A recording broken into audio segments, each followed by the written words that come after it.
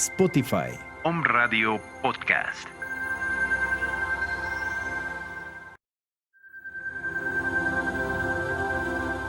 Om Radio Puebla. Contacto 2222 494602.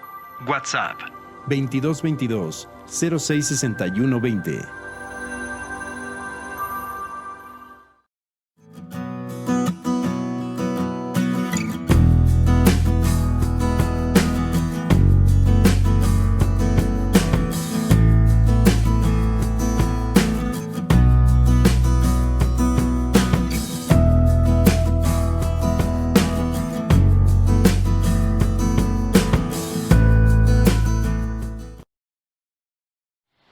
¿Qué tal, radio escuchas de Om Radio? Mi nombre es Lori Ángeles Hernández. Trabajo como psicoanalista de manera privada y soy psicóloga en la USAER 17 de la SEP en Tlaxcala. Para quienes no están familiarizados y para contextualizar mi participación en este programa, explicaré. La USAER es una unidad de apoyo a la educación regular. Pertenece a Educación Especial. Está conformada por un equipo que es una dirección, trabajo social, área de comunicación, psicología y de 4 a 8 maestros de apoyo encargados del aspecto pedagógico que se ubican uno en cada escuela que se atiende por parte de la USAER. Nuestra función es identificar las necesidades educativas específicas de los alumnos que requieren apoyo para acceder al currículo.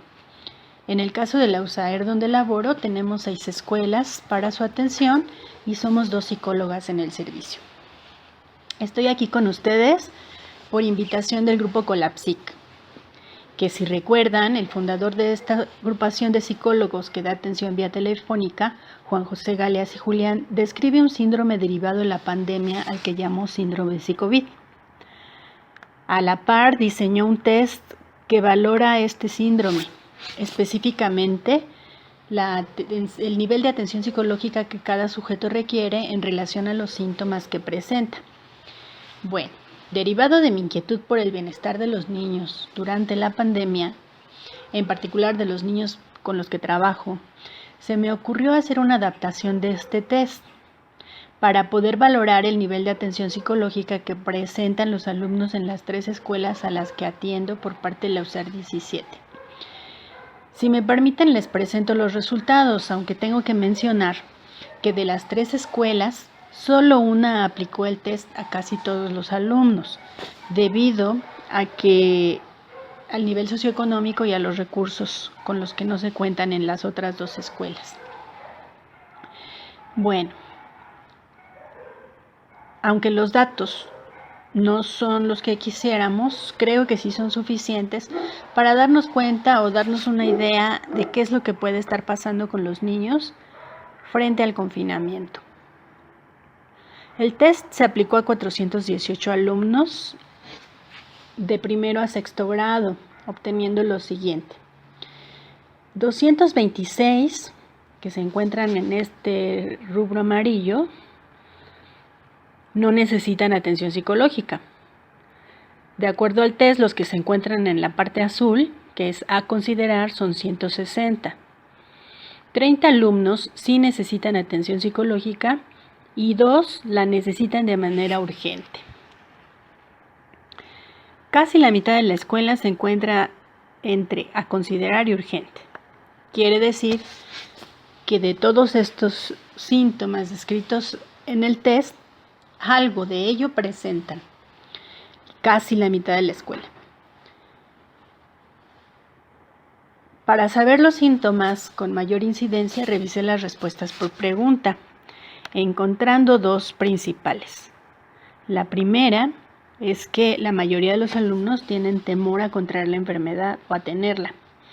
Y la segunda es la transgresión a las normas sanitarias por lo menos una vez. La mayoría de los alumnos que están en a considerar, que es en el rubro azul de la gráfica, presentan estos temores.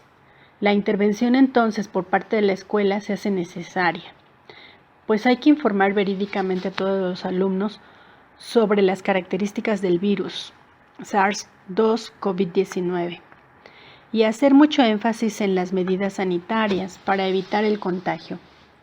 Esto hay que hacerlo de manera constante mientras dure la pandemia. Si hacemos esto, podemos ayudar a disminuir considerablemente las ideas fantasiosas que generan esos temores en los niños. Porque, vean, podría pensarse que para los adultos es muy claro diferenciar las fantasías de la realidad. Y aún así, contamos con muchos fantasmas que intervienen en nuestra vida anímica. Bueno, en el caso de los niños, cuando no encuentran una respuesta a sus preguntas, estos suelen siempre crearse las respuestas, y la mayoría de las veces estas son fantasiosas. Sin embargo, para ellos pueden ser muy reales. Por eso es que se crean esos temores que, si no se atienden, puede traducirse incluso, dependiendo de cada niño y situación, en fobias que lo llegan a limitar en su vida. Si nos damos cuenta, en el caso particular de esta escuela, casi la mitad de alumnas y alumnos están presentando esos temores, así como algunas conductas que no les favorecen, como comer comida chatarra, permanecer mucho tiempo aburridos. Han bajado o subido de peso. Algunos otros presentan ya alguna fobia, se hacen pipí en la cama, se muerden las uñas o se jalan el cabello o se encuentran deprimidos. Como adultos, a estas conductas no siempre les damos la importancia. Entre algunas cosas porque los niños tienen una forma diferente de expresar sus conflictos. Por ejemplo, en el caso de la depresión, a diferencia de los adultos que suelen dejar de comer, aislarse, llorar o mantenerse tristes mucho tiempo, los niños se muestran irritables y enojados. En otras ocasiones no se le da lugar a lo que los niños expresan porque se piensa, ya se le pasará, o son cosas de niños, minimizando o ignorando lo que pueda estar conflictuándole a ese pequeño. Eso que pensamos ya pasará o es cosa de niños, puede ser un pequeño detalle que, si no se atiende en el momento adecuado, se puede convertir en un conflicto más grande, incluso grave. Debemos cuidar mucho de no caer en esta situación ahora durante el confinamiento, pues pensemos que para todos ha sido un cambio radical en hábitos, rutinas, trabajo, y esto ha tenido un impacto directo en nuestras emociones, en nuestras sensaciones, en nuestras ideas, en nuestro pensamiento e incluso en la forma de ver la vida. Para los niños esta no es la excepción. También para ellos el confinamiento y en general la pandemia está causando efectos. Pero hay adultos responsables de ellos, a quienes nos toca desde nuestras funciones estar al pendiente y prepararnos para poder acompañarles y ofrecerles los escenarios que en los que puedan continuar con su desarrollo fortaleciéndose. Hablando de esto, podríamos hablar de 3 formas en que los adultos responden ante las circunstancias. Piensen e imaginen, vean si se identifican con alguna de ellas. La primera que podemos describir es la indiferencia. La indiferencia que puede traducirse en evasión. Y surgen pensamientos como, eso no es verdad. Están exagerando. A mí no me va a pasar. O no pasa nada. Otra manera es resguardándose en el consuelo. Creer que alguien o algo va a llegar a resolver o a salvarnos de la situación. Y la tercera es el espíritu de investigación. Aquí, la forma de responder es buscando información, mantenerse comunicado con los datos oficiales, informarse en fuentes fidedignas. Y vean, ¿por qué cito estas 3 maneras de responder? Porque la manera en la que los padres reaccionan ante la pandemia, de manera inmediata y sin darnos cuenta, se la transmitimos a los hijos. Así que será bueno preguntarnos, ¿cómo quiero que mi hija o mi hijo enfrente lo que está pasando? Siguiendo el test, otro dato interesante que nos arroja es la relación entre lo cognitivo, lo afectivo y lo conductual. Podemos preguntarnos qué es primero, el afecto, el pensamiento o la conducta. Pero, sin duda, La conducta es el reflejo de lo que pensamos y de lo que sentimos. En este gráfico podemos percibir cómo están predominando las ideas y los pensamientos sobre la pandemia, y a esto se refleja claramente en la conducta y en el área afectiva de los alumnos. La pregunta es, ¿qué es lo que los alumnos están pensando o imaginando? De acuerdo al test, hay 6 preguntas que predominan en esta escuela, que los niños se preguntan. En el área cognitiva, esas ideas que están predominando es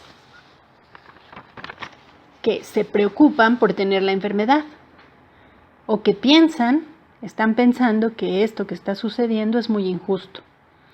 Esto los ha llevado a transgredir las normas sanitarias y a mantener mucho tiempo en casa y consumir alimentos chatarra que los ha hecho subir de peso.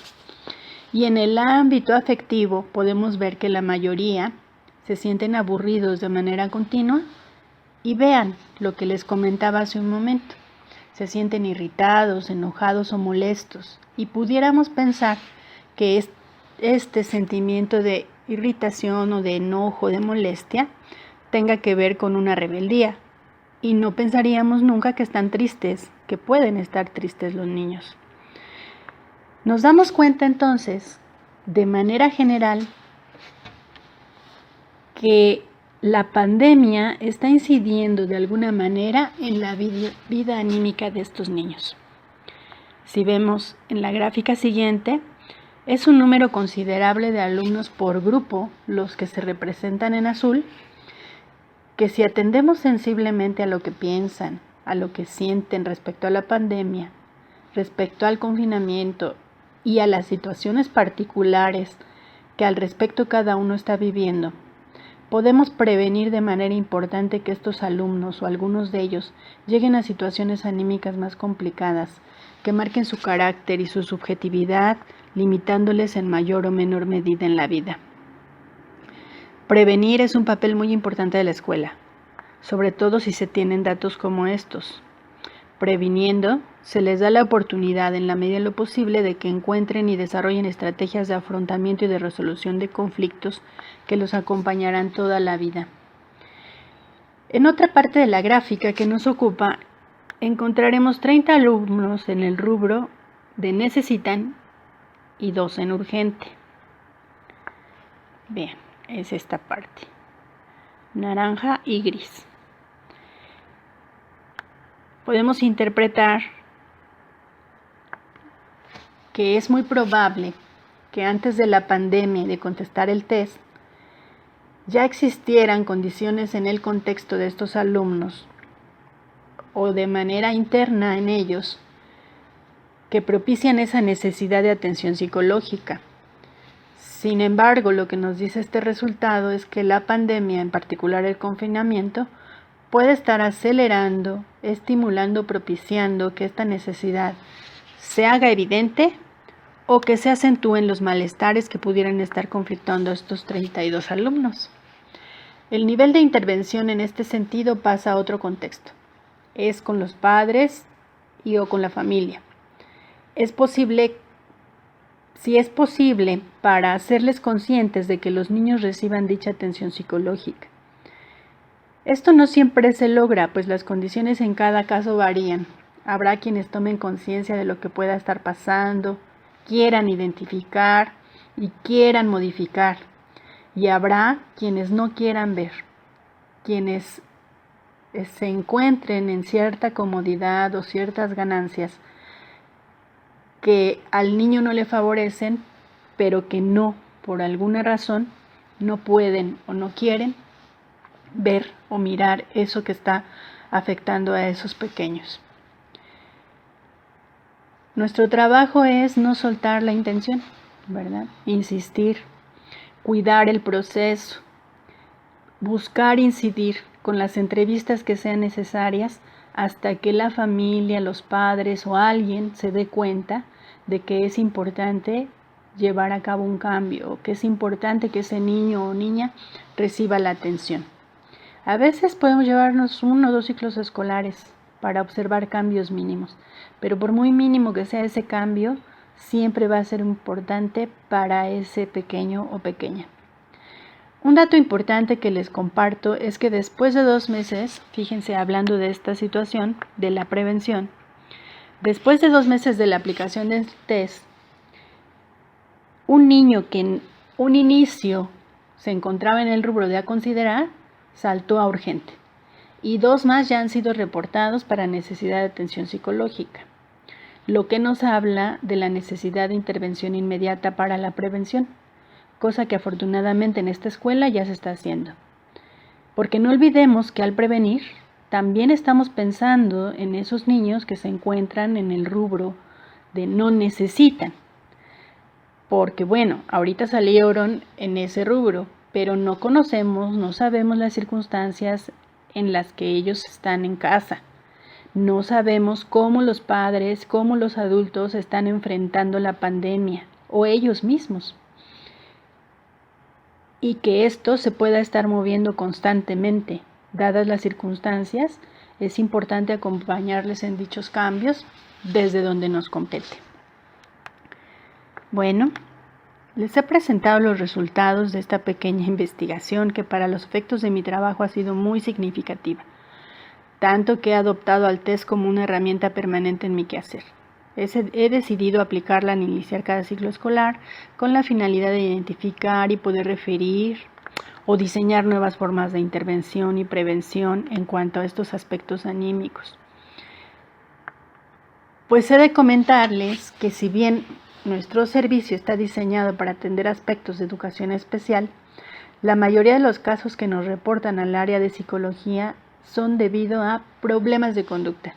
Y lo digo entrecomillado porque en mi experiencia siempre tienen que ver estos problemas de conducta con que las niñas y los niños expresan mediante la conducta y o las actitudes sus conflictos anímicos, sin dejar de lado la importancia de la participación de los padres y o la familia en todo esto.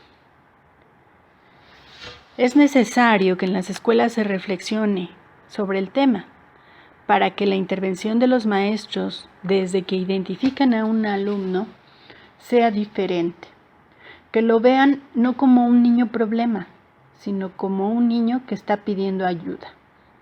Esta perspectiva es diferente y cambia totalmente la intervención.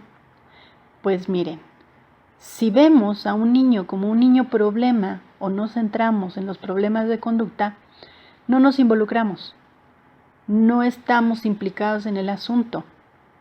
Y podemos pensar, eso es cosa de los padres o eso es cosa del alumno. En cambio, si lo vemos como un llamado o una demanda de ayuda, inmediatamente estamos inmersos en eso. Y vean que cada uno desde nuestra función en la escuela hay mucho que podemos y nos toca hacer. A principio de la pandemia, la primera pregunta que me hice fue, ¿qué va a pasar ahora con los niños si el lugar donde expresaban sus principales conflictos anímicos es la escuela? Puedo decir ahora que los conflictos anímicos siempre van a buscar una salida y la escuela sigue siendo el primer lugar donde los externan. El no estar de manera presencial no es limitante para que lo que tiene que salir salga de la manera en que tenga que salir. Los niños siguen y seguirán expresando con sus maestros o en su casa todo aquello que les cause conflicto. Lo importante es que los adultos sepamos mirar y sepamos escuchar lo que los niños externan con su conducta, con su actitud, con sus palabras o su estado anímico. Pero sobre todo, no solo debemos saber ver y escuchar, es fundamental que le demos un lugar a todo lo que los niños expresan para poder proporcionarles la oportunidad de acomodar eso en algún lugar de su historia, ya sea ahora o más adelante. Los datos que les he presentado no serían útiles si no les damos importancia para definir la intervención en la escuela. En estas gráficas está el sentir, decir, el pedir de 418 niños a los que hay que tomar en cuenta, a los que hay que darles la palabra, o mejor dicho, el espacio para externar lo que necesiten expresar, responder a sus preguntas con información fidedigna o brindarles la oportunidad de construir sus respuestas lo más acercadas a una verdad que les construya y les fortalezca. Y con ello que queda fuera del alcance, con aquello que queda fuera del alcance, me refiero al inconsciente, lo mejor que se puede hacer es brindarles espacios para jugar. Incluso ahora, con la necesidad de la tecnología, hay que crear y propiciar nuevas formas de juego, nuevas formas de vincularse. Pues para los niños el juego es cosa seria. Otro espacio que les puede también ayudar mucho en este sentido, hablando de esta parte inconsciente que queda fuera de nuestras manos, es el arte. Cualquier cosa que les sirva a los niños para crear es un ámbito y un área que también les va a ayudar a canalizar todo eso que ellos puedan estar sintiendo, pensando. Bueno, pues estos son los resultados, estas son las reflexiones que traigo para ustedes. Y por último, pues quiero agradecer a Om Radio por el espacio. Agradezco también al grupo Colapsic, primero por permitirme adaptar y aplicar el test COVID-19 y segundo por la oportunidad que me brinda de dar a conocer mis reflexiones, esperando sean compartidas, debatidas y con suerte estas pudieran generar otras en quienes me escucharon. Saludos.